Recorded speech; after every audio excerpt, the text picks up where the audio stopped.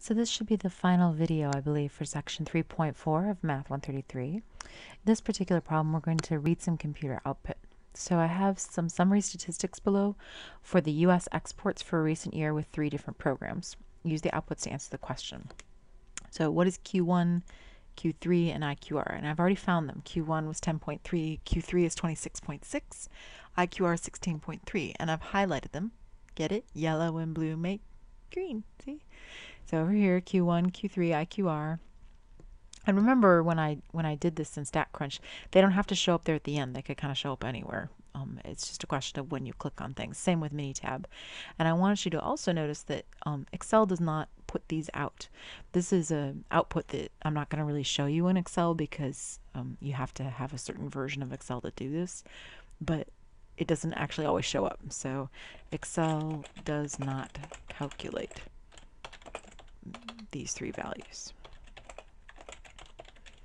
Also notice that where the 3 values are in the output can vary, right? We saw why that was when I was doing the problems earlier.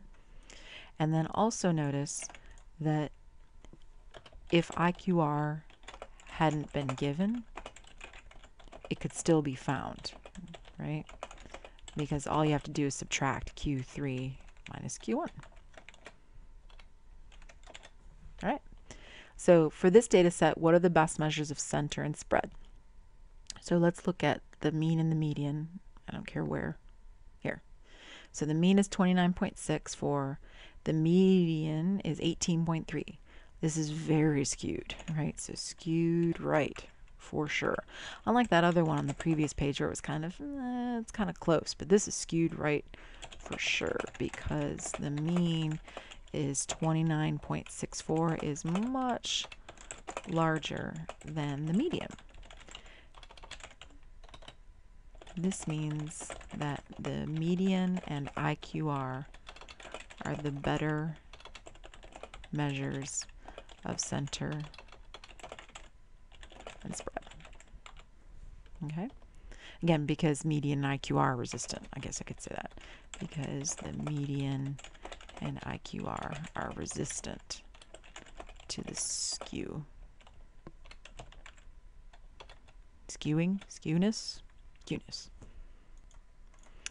All right, last objective, how to check for outliers. There's a big process here. So you determine your quartiles, and again, you can use StatCrunch to do that. You compute your IQR, which StatCrunch will do that too. Then you determine your fences. You know, your fences are Q1 minus 1.5 IQR and Q3 plus 1.5 IQR. And then you determine whether any values are lower than the lower fence or higher than the upper fence. Okay, so I'm going to do this in Excel. Let's go back to our Excel spreadsheet. So this is really example 4 and 5 and 7, right? So 4, 5, and 7. So I'm actually going to change this. So it says examples. So I'm going to say examples 4, 4, comma 5, comma 7 for my own benefit. Okay, so we're going to find the lower fence first. And according to that instruction, it's equal to, and I'm going to write out the little formula for it, just for your own sanity. It's Q1 minus 1.5 times IQR. And put the upper fence. Upper fence is Q3 plus 1.5 times IQR. Now I'm going to use that to actually do it. All right, so Q1, and again, you can pick it from up here, right? Q1, got to get it from StatCrunch, has to be. Minus 1.5 times IQR is right there, that 10. And then Q3 plus 1.5 times IQR, which is 10. And there you go. There's your lower fence, and there's your upper fence. I'm going to color them. I don't know why. There we go. So that's, oh wow, that's a really nasty color combination. Sorry about that. I don't think Miami Vice would approve of that color combination.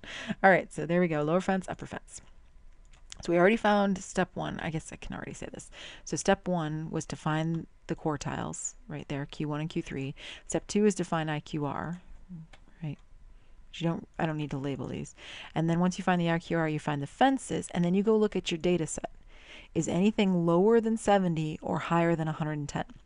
That's an outlier. Yes, right. 58. Right. 58 is an outlier for sure, right? Because it is less than 70. All right, so for the sake of my pasting this in here, I'm actually going to make my sanity a little bit here. I'm going to put this down one. I'm going to put Q1 right here, Q3 right here, just for my own sake, and then IQR right here. And again, we found this to be 85, this to be equal to 95, and this was equal to 10. That way, when I go to paste it all in, because I'm about to, it'll work. There it is. Boom.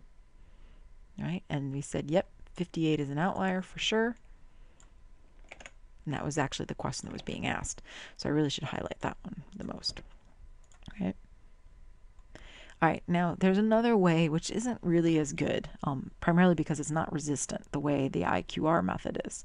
So this quartile method, finding the fences and stuff, that's really resistant to outliers, so that's a good thing. So that it's a really good fair judgment of whether something is an outlier. Now there's another way to do it. It's kind of a more rough way, which is being past 2 standard deviations. So if your z-score is higher than 2 or lower than -2, you're considered to be an outlier, more or less. Okay. So if you're in doubt, use the official method. That's this thing with the quartiles. But it doesn't hurt to kind of double check yourself. So let's look at 58. So we thought 58 was a outlier. Actually, I'm going to give this guy a little red action. There we go. Since that was what we did in the table. All right, so I'm going to find the z-score for 58 because we think he's the outlier. So equals, and by the way, you can have more than one. This particular data set just doesn't have more than one.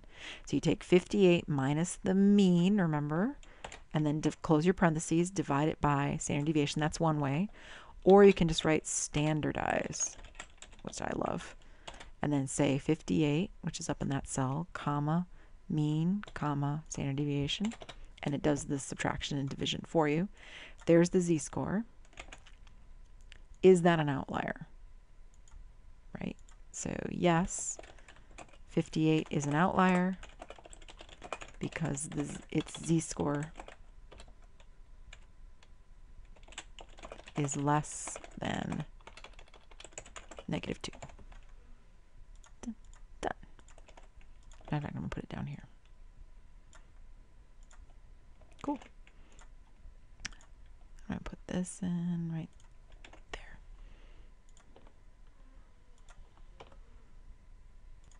All right, now you've learned how to find z-scores to check for outliers, right? Lower than -2, higher than +2, right? And you learned the official way, and you learned how to find quartiles and all that good stuff. All right, we are done with section 3.4. I hope you liked it. I will meet you back here for box plots in section 3.5. See you then.